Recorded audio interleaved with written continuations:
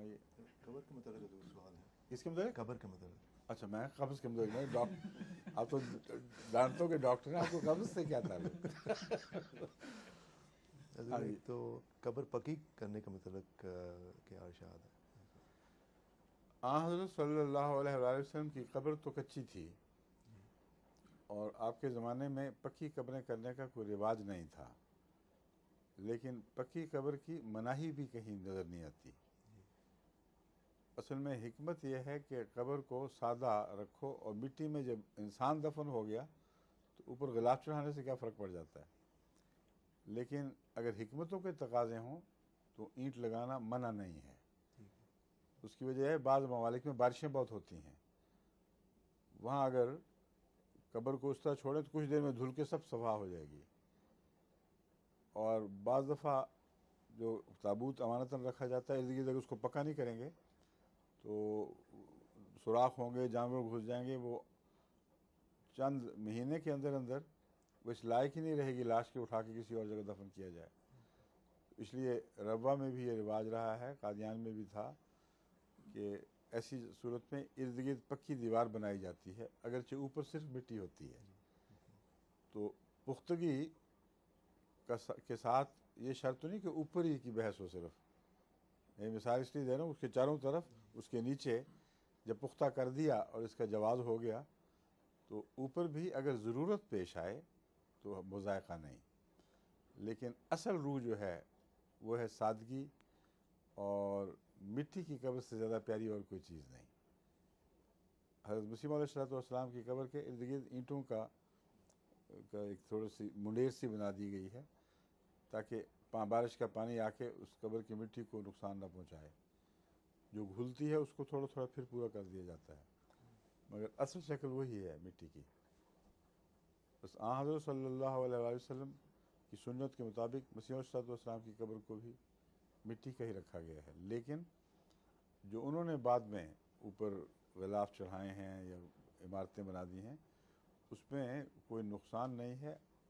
جہاں تک میرا تاثر ہے اصل قبر نیچے مٹی ہی کی ہے، اس کی حفاظت کی خاطر، اور کچھ اس وجہ سے کہ لوگ شرک نہ شروع کر دیں، اس قبر کی اصل قبر سے دور رکھ دیا گیا ہے لوگوں کو.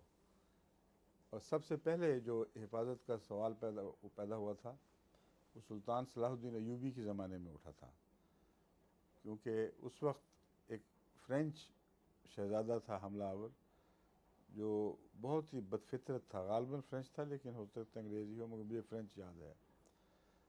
اور اس نے یہ ارادہ کیا، سلطان صلاح الدین قلعہ بند تھے، اور حکمت کے لحاظ سے فوجی حکمت میں ان کا اس زمانے میں کوئی ثانی نہیں تھا.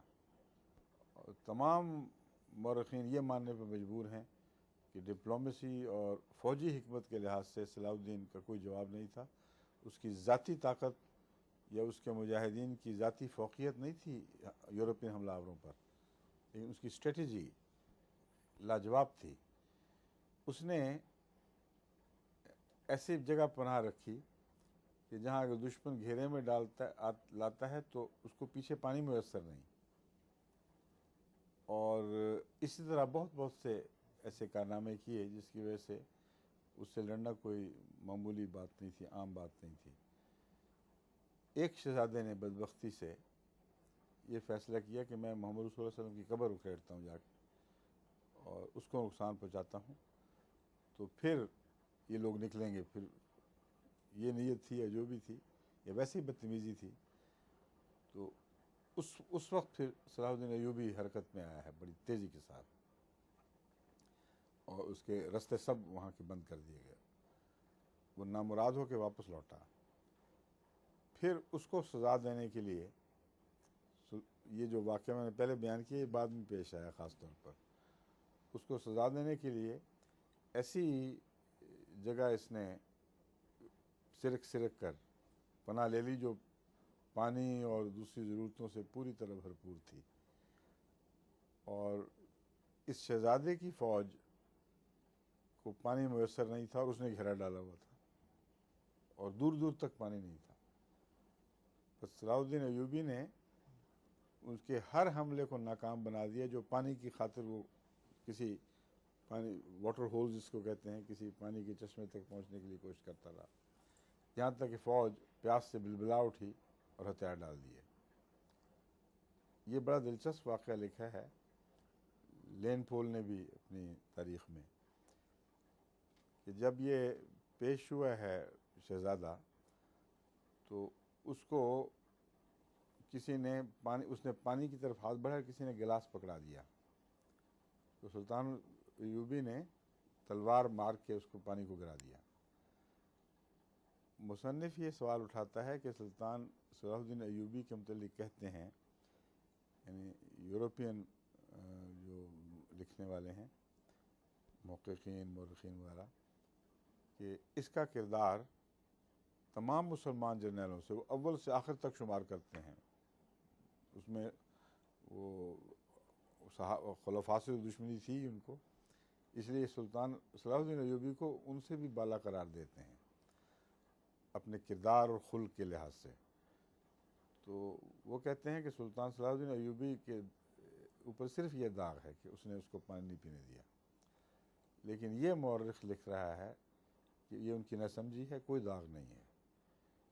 عرب دستور تھا کہ اگر کوئی تمہارے گھر میں پانی پی لے یا تمہارے گھر کی چیز کھا لے تو اس کو قتل نہیں کر سکتے، اور اس کا جرم ناقابل معافی تھا۔ یہ وجہ تھی جو سلطان مجبور ہوا ہے۔